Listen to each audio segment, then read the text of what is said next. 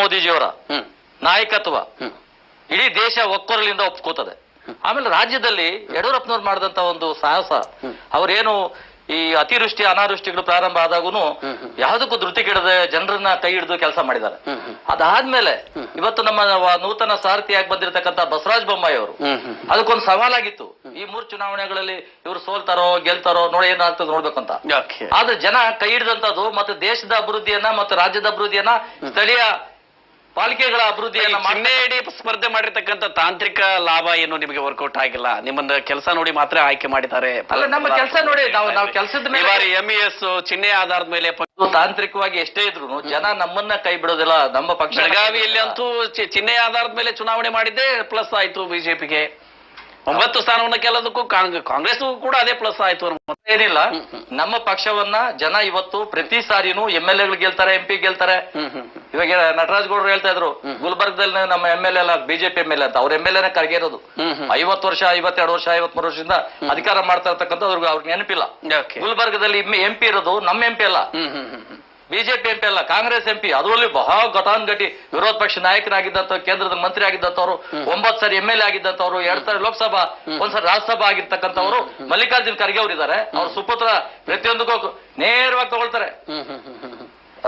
ಮೋದಿಯವರು ವಿಷಯನೇ ತಗೊಂಡ್ ಮಾತಾಡೋಕೆ ಶುರು ಮಾಡ್ತಾರೆ, ದೊಡ್ಡ ನಾಯಕ ಆಗ್ಬೇಕಂತ. ಅದಿನ್ನು ಕನಸು. ಅದು ಅದನ್ನ ಇನ್ನು ಯಾವ ಹಂತದಲ್ಲಿ ಯಾರು ಏನ್ ಮಾತಾಡ್ಬೇಕು ಅದ್ ಮಾತಾಡ್ಬೇಕು. ಆಮೇಲೆ ಕಾಂಗ್ರೆಸ್ ಅವರಿಗೆ ನಾನೊಂದು ಸಲಹೆ ಮತ್ತು ಮನವಿ ಮಾಡೋದೇನಂದ್ರೆ, ಬಾಬಾ ಸಾಹೇಬ್ ಅಂಬೇಡ್ಕರ್ ಅವರು ಸಂವಿಧಾನದಲ್ಲಿ ಯಾವುದೇ ಒಂದು ರಾಜಕೀಯ ಪಕ್ಷಗಳಿಗೆ ವಿರೋಧ ಪಕ್ಷಗಳು ಇರಬೇಕು, ವಿರೋಧ ಪಕ್ಷಗಳಿದ್ರೆ ಮಾತ್ರ ರಾಷ್ಟ್ರ, ರಾಜ್ಯ, ಸ್ಥಳೀಯ ಸಂಸ್ಥೆಗಳಿಗೆ ಒಂದು ಗೌರವ ಸಿಗ್ತದೆ ಅಂತ. ಅವ್ರಿಗೆ ನಾನು ಒಂದು ಕಿವಿ ಮಾತು ಹೇಳ್ತೀನಿ. ನಾನು ಬಿಜೆಪಿಯವನಾಗಿ ಹೇಳಬಾರದು, ಆದ್ರೂ ಹೇಳ್ಬೇಕಾದ ಪರಿಸ್ಥಿತಿ ಬರುತ್ತೆ. ಇವ್ರದ್ದು ಡಬಲ್ ಇಂಜಿನ್ ಬಸ್ ಓಡಿಸ್ತಾ ಇದಾರೆ. ಒಂದ್ ಕಡೆ ಸಿದ್ದರಾಮಯ್ಯನವರು ಓಡಿಸ್ತಾರೆ, ಮುಂದ್ಗಡೆ ಒಂದು ಇಂಜಿನ್ ಸ್ಟೇರಿಂಗ್ ಇದೆ, ಹಿಂದ್ಗಡೆ ಒಂದು ಇಂಜಿನ್ ಸ್ಟೇರಿಂಗ್ ಇದೆ, DK ಶಿವಕುಮಾರ್ ಓಡಿಸ್ತಾರೆ. ಇವತ್ತು ಚುನಾವಣೆ ನಡೀತಾ ಇದ್ರೆ ನಾನು ದೇಹ ಶುದ್ಧಿ ಮಾಡ್ಕೋತೀನಿ, ನಾನು ಆರೋಗ್ಯನ ಅಭಿವೃದ್ಧಿ ಮಾಡ್ಕೋತೀನಿ, ನಾನು ಆರೋಗ್ಯವಾಗಿರ್ತೀನಿ ಅಂತ ಆರೋಗ್ಯ ಧಾಮಗಳಿಗೆ ಹೋಗಿ ಕೂತ್ಕೊಂಡು ಅಲ್ಲಿ ತಾವು ಕಸರತ್ ಮಾಡ್ತಕ್ಕಂಥ ಕೆಲಸ ಬೇಕಾಗಿರ್ಲಿಲ್ಲ. ಚುನಾವಣೆಗೆ ಹೋಗ್ಬೇಕಾಗಿತ್ತು. ಸಿದ್ದರಾಮಯ್ಯನವರು ಚುನಾವಣೆಗೆ ಹೋಗ್ಲಿಲ್ಲ, DK ಶಿವಕುಮಾರ್ ಮುಖಭಂಗ ಆಗ್ಬೇಕು. ಚುನಾವಣೆಯಲ್ಲಿ ಸೋಲೋದ್ರಿಂದ, ಅಲ್ಲಿ ಸ್ಥಳೀಯ ಸಂಸ್ಥೆಗಳು ಸೋಲೋದ್ರಿಂದ ಇವತ್ತು ಸಿದ್ದರಾಮಯ್ಯ ಒಬ್ಬರೇ ಏಕೈಕ ನಾಯಕರು ಕರ್ನಾಟಕಕ್ಕೆ ಅಂತಕ್ಕಂಥ ಒಂದು ಮಾತನ್ನ ತೋರಿಸ್ಕೊಡ್ಬೇಕು ಹೈಕಮಾಂಡ್ಗೆ ಅಂತ ಹೇಳಿ ಸಿದ್ದರಾಮಯ್ಯನವರು ಈ ಚುನಾವಣೆಗಳಲ್ಲಿ ಸ್ವಲ್ಪ ಕಸರತ್ ಮಾಡಿದ್ರೆ ಅವರು ಈಕ್ವಲ್ ಆಗಿ ಬರ್ತಾ ಇದ್ರು. ಆದ್ರೆ ಸಿದ್ದರಾಮಯ್ಯನವರು DK ಶಿವಕುಮಾರ್ ಕಾಲಿಡೋದಕ್ಕೆ ಮಾಡಿದಂತ ಒಂದು ತಂತ್ರಗಾರಿಕೆಯಿಂದ ಅವ್ರ ಪಕ್ಷ ಇವತ್ತು ಹಾಳಾಗಿ ಹೋಗ್ತಾ ಇದೆ. ಇವತ್ತು ಮುಂದೆ ಯಾವತ್ತೂ ಅವರು ಬೆಳವಣಿಗೆ ಆಗೋದಿಲ್ಲ. ಅದೊಂದು ಕನಸು ಕಾಣ್ತಾ ಇರ್ತಕ್ಕಂಥ DK ಶಿವಕುಮಾರ್, ನಾನು ಮುಂದೆ ಮುಖ್ಯಮಂತ್ರಿ ಆಗ್ತೀನಿ ನೋಡಿ ಅಂತ ಕನಸು ಕಾಣ್ತಿದ್ದಾರೆ. ನೀನ್ ಹೆಂಗಾಗ್ತೀಯ ನಾನು ನೋಡ್ತೀಯ ಅಂತ ಇವ್ರು ಕಾಲಿಡಿತಾನೆ ಇದ್ದಾರೆ ಸಿದ್ದರಾಮಯ್ಯನವರು. ಈ ಸಿದ್ದರಾಮಯ್ಯ ಜಗ್ಗಾಟ ಈ ಸೋಲಿಗೆ ಕಾರಣ ಅಂತ. ಸೋಲಿಗೆ ಕಾರಣ ಈ ಪಕ್ಷನೂ ಮುಗ್ದಿದೆ, ರಾಷ್ಟ್ರ ಮಟ್ಟದಲ್ಲೂ ಮುಗ್ದಿದೆ, ಏನೋ ರಾಜ್ಯದಲ್ಲಿ ಅಲ್ಲಿ ಇರ್ತಕ್ಕಂಥ ಸ್ಥಳೀಯ ಅಲ್ಲ. DK ಶಿವಕುಮಾರ್ ಅವರ ನಾಯಕತ್ವವನ್ನ ಮೆಚ್ಕೊಳಕ್ ಇಷ್ಟಪಡದೆ ಇರ್ತಕ್ಕಂಥ ಸಿದ್ದರಾಮಯ್ಯನವರು ಅವ್ರನ್ನ ಹೇಗಾದ್ರೂ ಮುಗಿಸ್ಬೇಕು. ಅವ್ರಿಗೆ ತಾಕತ್ತಿಲ್ಲ, ಅವ್ರಿಗೆ ಮಾತಾಡಕ್ ಬರೋದಿಲ್ಲ. ಅವ್ರ ಹಿಂದೆ ಒಂದ್ಸಾರಿ ಹೇಳ್ತಿದ್ರು, ಈ ಕೊರೋನಾ ವಿಷಯದ ಬಂದಾಗ, ನೋಡ್ರಿ ಆ ಸಫಾಯಿ ಜನಕ್ಕೆ ಇಂಜೆಕ್ಷನ್ ಕೊಡ್ತಾರೆ, ನರ್ಸ್ಗಳಿಗೆ ಇಂಜೆಕ್ಷನ್ ಕೊಡ್ತಾರೆ, ಮೋದಿ ತಗೊಳ್ಳಿಲ್ಲ, ಯಡಿಯೂರಪ್ಪ ತಗೊಳ್ಳಿಲ್ಲ ಅಂತ ಕೂಗಾಡಿದ್ರು. ಯಾರು? DK ಶಿವಕುಮಾರ್ ಅವರು. DK ಶಿವಕುಮಾರ್ ಕೂಗಾಡಿದಾಗ ಮೋದಿಯವರೇ ತಗೊಂಡ್ರು, ಯಡಿಯೂರಪ್ಪನವರು ತಗೊಂಡ್ರು, ಎಲ್ಲರೂ ತಗೊಂಡ್ರು. ಆಮೇಲೆ ನಾನು ಭಿಕ್ಷೆ ಬೇಡ್ತೇನೆ, ಇಂಜೆಕ್ಷನ್ ಕೊಡಿ ಸ್ವಾಮಿ, ನಮ್ ಜನ ಸಾಯ್ತವ್ರೆ, ನಾನು ಭಿಕ್ಷೆ ಬೇಡ ಕಾಸು ಕೊಡ್ತೀನಿ ಅಂತ ಕೂಗಾಡ್ದಂತ ನಮ್ಮ ಅಪ್ರಬುದ್ಧ ನಾಯಕರಾಗಿರ್ತಕ್ಕಂಥ DK ಶಿವಕುಮಾರ್ ಅವರು ಪದೇ ಪದೇ ಅವರು ಯಾವತ್ತೂ ಈ ತರ ಕೇಂದ್ರ ಸರ್ಕಾರದ ಮೇಲೆ ಬೊಟ್ಟು ಮಾಡಿ ತೋರಿಸ್ತಕ್ಕಂಥದ್ದು, ಅವ್ರ ಅಪ್ರಬುದ್ಧತೆಯನ್ನ ತೋರಿಸಂತ ಕೆಲಸಗಳನ್ನ ಮಾಡಿದ್ರು.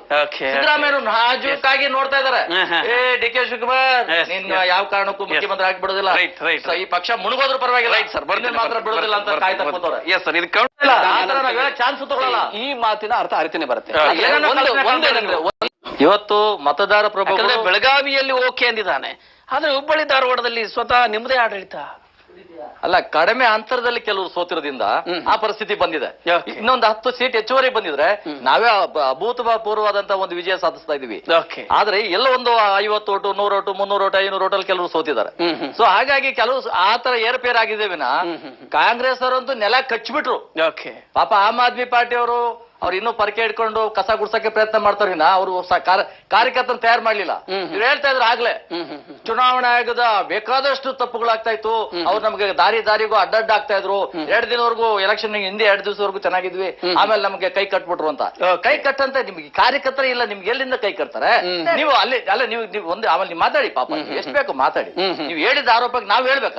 ಕಾರ್ಯಕರ್ತರಿಲ್ಲ ಅಂದ್ರೆ ಕಾರ್ಯಕರ್ತರಿಲ್ಲ, ಹಣ ಇಲ್ಲ, ರಿಸೋರ್ಸ್ ಇಲ್ಲ ಅಂತ ಹೇಳ್ತೀರ ಅವ್ರ. ಅವ್ರದ್ರಿ ಅಲ್ಲ ಇದ್ದಿದ್ರೆ ಅವರು ಚುನಾವಣೆಯಲ್ಲಿ ಗೆಲ್ಬೋದಾಗಿತ್ತು. ಆಮೇಲೆ ಎಲೆಕ್ಷನ್ ಕಮಿಷನ್ ಅವರು ಏನು ಉಪಯೋಗಕ್ಕೆ ಬರ್ದಂಗೆ ಕೆಲಸ ಮಾಡಿದ್ರು ಅಂತಕ್ಕಂಥ ಆರೋಪನ ಮಾಡ್ತಾರೆ. ಎಲೆಕ್ಷನ್ ಕಮಿಷನ್ ನೀವು ಆ ರೀತಿ ಆರೋಪ ಮಾಡ್ಬೇಕಾಗಿಲ್ಲ. ನಿಮಗೆ ಎಲೆಕ್ಷನ್ ಕಮಿಷನ್ ಜಿಲ್ಲಾ ಮಟ್ಟದಲ್ಲಿದೆ, ರಾಜ್ಯ ಮಟ್ಟದಲ್ಲಿದೆ, ರಾಷ್ಟ್ರ ಮಟ್ಟದಲ್ಲಿದೆ. ಯಾಕೆ ನೀವು ದೂರ ಕೊಡ್ಲಿಲ್ಲ? ನೀವು ವಿದ್ಯಾವಂತರಲ್ವಾ? ನಿಮ್ಗೆ ಅಷ್ಟು ಇದೆಯಲ್ಲ, ಪರಿಜ್ಞಾನ ಇದೆಯಲ್ಲ, ಬಳಸ್ಕೊಳ್ಳಿ. ದೂರ ಕೊಡಿ. ತಪ್ಪಾಗಿದ್ರೆ ಏನಾಗಿದೆ ತಪ್ಪು ಬರೀರಿ ರೈಟಿಂಗ್ ನಲ್ಲಿ. ಬರ್ದಿಲ್ಲ, ಬರೀ ಏನೋ ಟಿವಿ ಚಾನಲ್ ಕೂತ್ಕೊಂಡು ಏನೋ ಒಂದು ಸುಳ್ಳು ಕತೆ ಹೇಳ್ಬೇಕು. ಕತೆ ಹೇಳ್ಬಿಟ್ಟು ಆಮ್ ಆದ್ಮಿ ಪಾರ್ಟಿಗೆ ಕರ್ನಾಟಕದಲ್ಲಿ ಯಾವುದೇ ಕಾರಣಕ್ಕೂ ಬರೋದಿಲ್ಲ. ಅದು ಒಂದು ಕಾರ್ಪೊರೇಷನ್ ಒಂದು ಚುನಾವಣೆಯಲ್ಲಿ ಗೆದ್ಬಿಡಿ ಅವರು ಎಲ್ಲ ಚಾನ್ಸ್ ಇಲ್ಲ. ಆದ್ರೆ ಅವ್ರಿಗೆ ನಾನ್ ಹೇಳೋದು ಗೆಲ್ಲಿ, ಒಂದಲ್ಲ 100 ಗೆಲ್ಲಿ, 1000 ಗೆದ್ಬಿಡಿ. ಅವ್ರೆ ಕೆಲಸ ಮಾಡೋರಿಗೆ ಜನ ವೋಟ್ ಹಾಕ್ತಾರೆ. ಇವತ್ತು ನರೇಂದ್ರ ಮೋದಿ ಅವರು ದೇಶದಲ್ಲಿ ಇವತ್ತು ಅವ್ರೇನಾದ್ರು ಇವತ್ತು ದೇಶದಲ್ಲಿ ಪ್ರಧಾನಮಂತ್ರಿ ಆಗದೆ ಇದ್ದಿದ್ರೆ ಇವತ್ತು ತಾಲಿಬಾನ್ ಅವರು ಏನು ಆರ್ಭಟ ಮಾಡ್ತಾವ್ರೋ ಮೊದಲು ಟಾರ್ಗೆಟ್ ಮಾಡ್ತಾ ಇದ್ದೆ ನಮ್ಮನವರು. ಇವತ್ತು ಅವರೊಬ್ಬ ಸಿಂಹ ಇದೆ ಅಲ್ಲಿ, ಕಾಯ್ತಾನಪ್ಪ, ಹುಷಾರಾಗಿ ಬಡಿತಾನ ಬೈಕ್ ಅವ್ರು ದೂರ ಇದ್ದಾರೆ. ಇಲ್ಲದಿದ್ರೆ ಇವತ್ತು ರಾಹುಲ್ ಗಾಂಧಿ ಏನಾದ್ರು ನಾಯಕತ್ವದಲ್ಲಿ ಇದ್ದಿದ್ರೆ ಯಾವಾಗ ಮಾರಾಟ ಮಾಡ್ಬಿಡ್ತಾ ಇದ್ರು ಅವರು. ಬಹುತೇಕ ಮತ್ತೆ ನೀವು ಈ ಎಮೋಷನ್ಸ್ ಮತ್ತೆ ನೆಕ್ಸ್ಟ್ ಬರ್ತಕ್ಕಂತ MP ಚುನಾವಣೆಗೆ ಲಿಂಕ್ ಮಾಡುವಂತ ಎಲ್ಲಾ ರೀತಿಯ ಲಕ್ಷಣಗಳು ಕಂಡು ಬರ್ತಾ ಇದೆ. ತಾಲಿಬಾನ್ ವಿಚಾರ, ಅಫ್ಘಾನಿಸ್ತಾನ ವಿಚಾರ. ನಾವು ರಾಜ್ಯ ಆಗಲ್ಲ, ನಮ್ಗೆ ಅಧಿಕಾರ ಮುಖ್ಯ ಅಲ್ಲ. ದೇಶದ ಪ್ರತಿಯೊಂದು ಮಾನವನ ಪ್ರತಿಯೊಬ್ಬರ ಆಶಯಗಳನ್ನ ಈಡೇರಿಸುವಂತ ಕೆಲಸ ಮಾಡೋದು, ಈ ದೇಶವನ್ನು ಸಮೃದ್ಧಿಯಾಗಿ ಬೆಳೆಸುವಂತದ್ದು, ದೇಶಭಕ್ತರನ್ನ ತಯಾರು ಮಾಡುವಂತ ಕೆಲಸ ನಾವು ಮಾಡ್ತಕ್ಕಂಥ ಕೆಲಸ ಬಿಜೆಪಿ ಅವ್ರು ಮಾಡೇ ಮಾಡ್ತಾರೆ. ಅಧಿಕಾರಕ್ಕಾಗಿ ನಾವು ಯಾವತ್ತೂ ಓಲೈಸೋ ಕೆಲಸ ಮಾಡೋದು. ಉಷಾ ಮೋಹನ್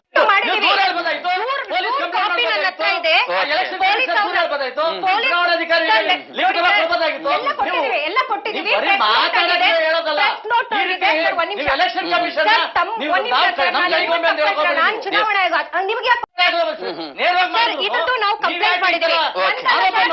ಅನೈತಿಕವಾಗಿ ಚುನಾವಣೆ ಮಾಡ್ತಾ ಇದ್ರೆ ಅಂತ ತೋರಿಸ್ತಾ ಇದ್ದಾರೆ. ಮಾಡ್ಬೇಕಾದ್ರೆ ನೀವು ವೋಟರ್ ಲಿಸ್ಟ್ ಇರಲ್ಲ ಅಲ್ಲಿ. ಸರ್, ಕಾಂಗ್ರೆಸ್ ಕೂಡ ಇದ್ರ ಬಗ್ಗೆ ದನಿ ಎತ್ತಬಹುದಿತ್ತಲ್ಲ ಹುಬ್ಬಳ್ಳಿ ಧಾರವಾಡದಲ್ಲಿ. ಈಗ ಈ ರೀತಿ MLA ಇರೋದು, ಕಾಂಗ್ರೆಸ್ MLA ಇರೋದು, ಅತಂತ್ರ ಪ್ರಶ್ನೆ ಬರಲ್ಲ. ನೀವು MLA ಇದ್ರೆ ನೀವು ಗೆಲ್ಬೇಕಾಗಿತ್ತು. ನೀವು ಅತಂತ್ರ ಆಗಿರೋದು ಅಲ್ಲ, ನೀವೇ ಅತಂತ್ರ ಆಗಿರೋದು. ನೀವ್ ಯಾಕೆ ಇವಾಗ ಅಲ್ಲಿ MLA ಯಾರು? ಈಗ ಅಲ್ಲಿ ಏನಿದೆ ಒಂದು ತಾಲೂಕಲ್ಲಿ ದೊಡ್ಡಬಳ್ಳಾಪುರದಲ್ಲಿ MLA ಯಾರು? ಕಾಂಗ್ರೆಸ್ MLA. ಯಾಕೆ ನೀವು ವೋಟ್ ಹಾಕಿಲ್ಲ? ನಿಮ್ಗೆ ಇವಾಗ ನೀವು ವೋಟ್ ಹಾಕದೇ ಇರೋದಕ್ಕೆ ಕಾರಣ ಏನು? ನಿಮ್ಮ ನಾಯಕರು, ಈಗ ನಿಮ್ಮ ಅಲ್ಲಿ ಇರ್ತಕ್ಕಂಥ ಶಾಸಕರು ಮಾಡ್ತಕ್ಕಂಥ ಕೆಲಸಗಳು. ಹೇಳ್ತಕ್ಕಂಥ ಮಾತನ್ನು ಮಾತಾಡಿ. ಈಗ 55 ವರ್ಷ ಆಳ್ವಿಕೆ ಮಾಡಿ ಭ್ರಷ್ಟಾಚಾರ ಮಾಡಲಿಲ್ಲ. ನರೇಂದ್ರ ಮೋದಿ ತರ ಭ್ರಷ್ಟಾಚಾರ ಮಾಡಲಿಲ್ಲ. ನರೇಂದ್ರ ಮೋದಿ ಇದು ಹೇಳ್ತಿ ಕೇಳಿ. ನರೇಂದ್ರ ಮೋದಿ ಒಬ್ಬ ಭ್ರಷ್ಟ ತಗೊಂಡು ರಫೇಲ್ ಹಗರಣ ತಗೊಂಡು ಚುನಾವಣೆ ಮಾಡ್ತಿದ್ರು.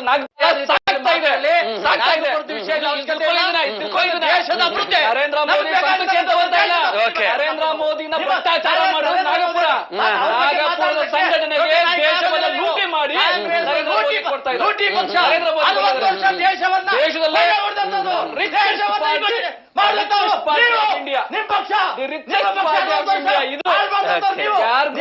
ಒಳ್ಳೆ ರಿಚೆಸ್ಟ್ ಪಾರ್ಟಿ ಅಂತೀರ. ಒಳ್ಳೆ ರಿಚೆಸ್ಟ್ ಪಾರ್ಟಿ, ಒಳ್ಳೆ ದೊಡ್ಡ ಪಾರ್ಟಿ. ನರೇಂದ್ರ ಮೋದಿ ಅವರ ದುಡ್ಡು ಎಲ್ಲಿಂದ ಬರಲ್ಲ, ಅದು ತಪ್ಪು. ಪಾರದರ್ಶಕತೆ ಇಲ್ಲ. ನಮ್ಗೆ ಬಹುಮತ ಇದೆ. ಅಶೋಕ್ ಅವರು ಕುಮಾರಸ್ವಾಮಿ ಜೊತೆ ಕುಮಾರಸ್ವಾಮಿ ಅವರು ಭೇಟಿ ಮಾಡಿ ಬಂದ್ರು ಸಂಜೆ. ಯಾಕಂದ್ರೆ ಭೇಟಿ ಮಾಡಿದ ತಕ್ಷಣ ಅವರು ಓಟ್ಗಳ ತಂದು ನಮ್ಗೆ ಕೊಟ್ಬಿಟ್ರು ಅಂತನಾ? ಏನ್ ಮಾತಾಡ್ತೀರಾ? ಇವತ್ತು ನೀವು ಪ್ರಭುತ್ವ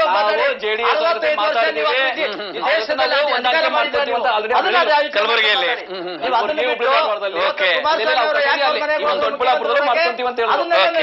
ಅದ್ರ ಬಗ್ಗೆ ನಾನು ತಪ್ಪು ಅಂತ ಹೇಳ್ತಾ ಇಲ್ಲ.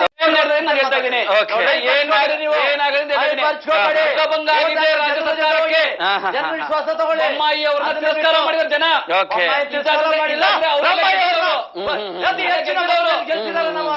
ಗೆದ್ದಿರೋರು ಅವ್ರದೇ ರಾಜ್ಯ ಸರ್ಕಾರ, ಅವ್ರದೇ ಕೇಂದ್ರ ಸರ್ಕಾರ ಮೇಲೆ ಹೋಗುವಂತದ್ದು. ನಮ್ಮ ಪಕ್ಷ ಯಾವತ್ತು ಕಾರ್ಯಕರ್ತರ ಕೊನೆ ಸಾಲಿನಲ್ಲಿ ಇರತಕ್ಕಂಥ ಕಾರ್ಯಕರ್ತ ಆತನ ಒಂದು ಜವಾಬ್ದಾರಿಯುತವಾದಂತ ದೇಶದ ಭಕ್ತಿ ಇದೆಯಲ್ಲ, ದೇಶಭಕ್ತಿ, ದೇಶದ ಬಗ್ಗೆ ವಿಶೇಷವಾದ ಕಾಳಜಿ. ನಮ್ಗೆ ಅಧಿಕಾರಗಳು ಮುಖ್ಯ ಅಲ್ಲ. ನಾನು ಬಿಜೆಪಿ ರಾಷ್ಟ್ರೀಯ ಪ್ರಧಾನ ಕಾರ್ಯದರ್ಶಿ ಆಗಿದ್ದು. ಅಭಿವೃದ್ಧಿ ಮುಖ್ಯ ಅಲ್ಲ, ದೇಶಭಕ್ತಿ ಮುಖ್ಯ ಅಲ್ಲ. ಅಭಿವೃದ್ಧಿ ಮುಖ್ಯ ನಮ್ಗೆ. ಅಭಿವೃದ್ಧಿಗೋಸ್ಕರ ನಾವು ಕೆಲಸ ಮಾಡತ್ತದು. ದೇಶಭಕ್ತಿ ಅಂತಂದ್ರೆ ಅಭಿವೃದ್ಧಿ ಅಂತ. ದೇಶನ ವಿಭಜನೆ ಮಾಡಂತ ಕೆಲಸ ಮಾಡಲಿಲ್ಲ ಕಾಂಗ್ರೆಸ್ ಅವ್ರು ಮಾಡ್ದಂಗೆ. ದೇಶ ವಿಭಜನೆ ಮಾಡಿ ಇವತ್ತು ಪಾಕಿಸ್ತಾನ, ಅಫ್ಘಾನಿಸ್ತಾನ, ಕಾಂಗ್ರೆಸ್ನ ಇತಿಹಾಸವೇ ನಿಮ್ಮ ಮುಂದಿನ ಫ್ಯೂಚರ್ ನ ಬಂಡವಾಳ. ಹೌದು. ಅವ್ರು ಇವತ್ತು ದೇಶ ಒಡೆದ ಹೋಗಿದ್ರೆ, ಇವತ್ತು ಅಖಂಡ ದೇಶವಾಗಿ ಉಳಿದಿದ್ರೆ, ಇವತ್ತು ಮುಸಲ್ಮಾನರು ಇವತ್ತು ನಮ್ಮ ದೇಶದಲ್ಲಿ ಉಳ್ಕೋತಾ ಇದ್ರು. ಆದ್ರೆ ದೇಶ ವಿಭಜನೆ ಆದಾಗ ಪಾಕಿಸ್ತಾನ ಬಿಟ್ಕೊಟ್ಟಿದ್ ಯಾರು? ಅವ್ರಿಗೆ ಸ್ಥಳೀಯ ವಿಚಾರ ಇತಿಹಾಸ ಬಿಜೆಪಿ ನಾಗಪುರದ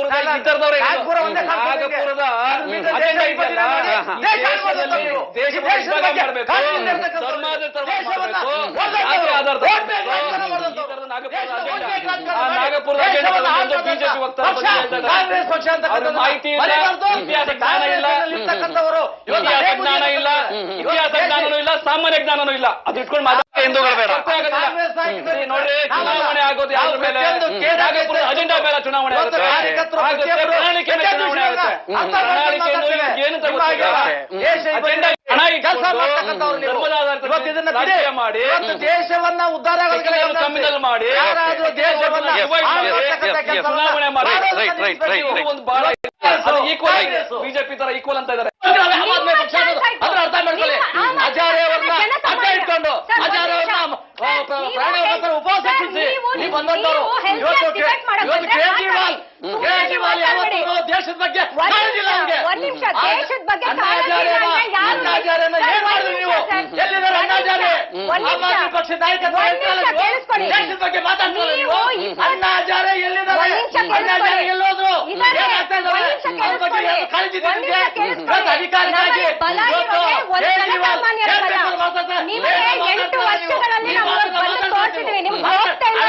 ಕೇಜ್ರಿವಾಲ್ ಅನುಬಲ ಇದೆ.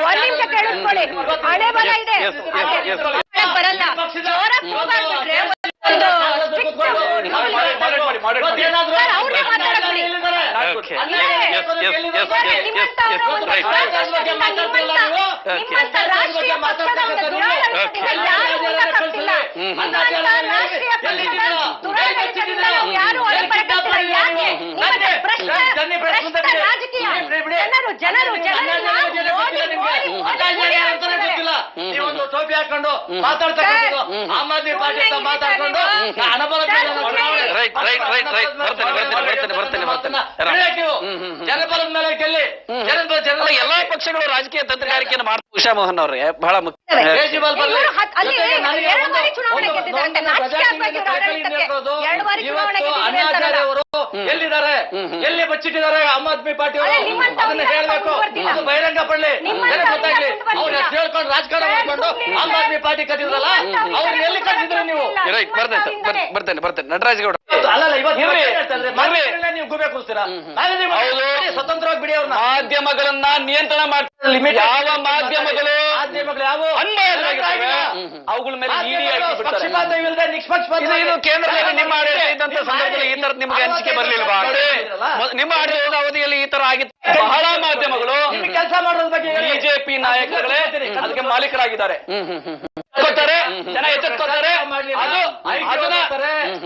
ಅದೆಲ್ಲ ಸುಳ್ಳು. ನಿಮ್ಮಂತವ್ರದೆಲ್ಲ ಬಿಜೆಪಿ ಅಲ್ಲ, ನಿಮ್ದೆಲ್ಲ ಬಿಜೆಪಿ ಅಲ್ಲ. ಎಲ್ಲ ಅವ್ರ ಮಗಳು 23 ವರ್ಷದ ಹುಡುಗಿ 125 ಕೋಟಿ ವೈಟ್ ಅಮೌಂಟ್ ಇದೆ. ಹೇಗ್ ಬಂದ್ಬಿಡ್ತಾರೆ ಸ್ಟೂಡೆಂಟ್ಗೆ?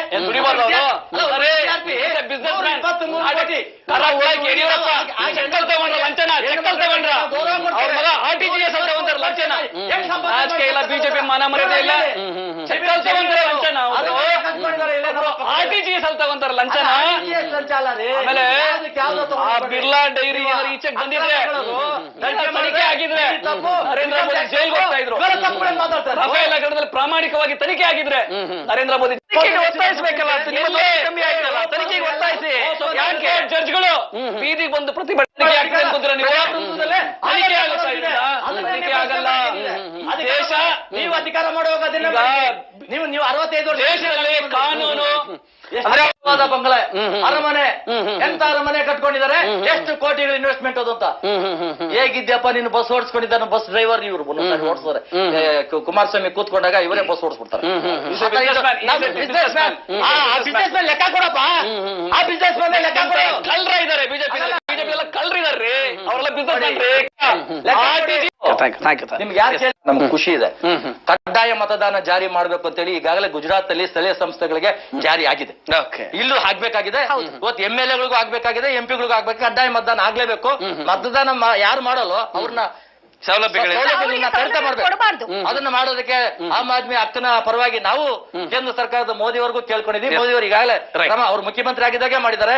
ಗುಜರಾತ್ ಅಲ್ಲಿ ಸ್ಥಳೀಯ ಸಂಘ ಸಂಸ್ಥೆಗಳ ಚುನಾವಣೆಗೆ ಕಡ್ಡಾಯ ಮತದಾನ ಜಾರಿ ಮಾಡಿದ್ದಾರೆ. Yes, thank you sir. Right sir. ಅಲ್ಲ ಅಂತ ಇಲ್ಲಪ್ಪ ಎಗ್ಲ ಮೇಲೆ ಇತ್ತು, ಎಲ್ಲೋಯ್ತು ಅಂತ ಅದು ಕುಂಬಳಕಾಯಿನ ಎತ್ತಿ ಪಕ್ಕಕ್ಕೆ ಇರುವಂತ ಕೆಲಸ, ಇಲ್ಲದೆ ಇದ್ರು ಇದೇನೋ ಅಂತ ನೋಡ್ಕೊಳ್ಳುವಂತ ಕೆಲಸ, ಈ ಕೆಲಸನ ಮಾಡೋದು ಕಾಂಗ್ರೆಸ್ನವರು. ಕುಂಬಳಕಾಯಿ ಕಳ್ಳ ಅಂತ ಇವ್ರು ಹೆಗಲ್ ಮುಡ್ಕೋತಾರೆ. ನಿಮ್ಮ ಕಾರ್ಯಕರ್ತರು ಒಳ್ಳೆ ಕಾರ್ಯಕರ್ತರು ನೀವು ಎಲೆಕ್ಷನ್ ನಿಲ್ಸಿ ಗೆಲ್ಸಿದ್ರೆ ಅವ್ರು ಯಾಕೆ ಬೇರೆ ಕಡೆ ಮಾರಾಟ ಆಗ್ತಾರೆ? ಕಡ್ಕೊಳ್ಳಿ ನೀವು.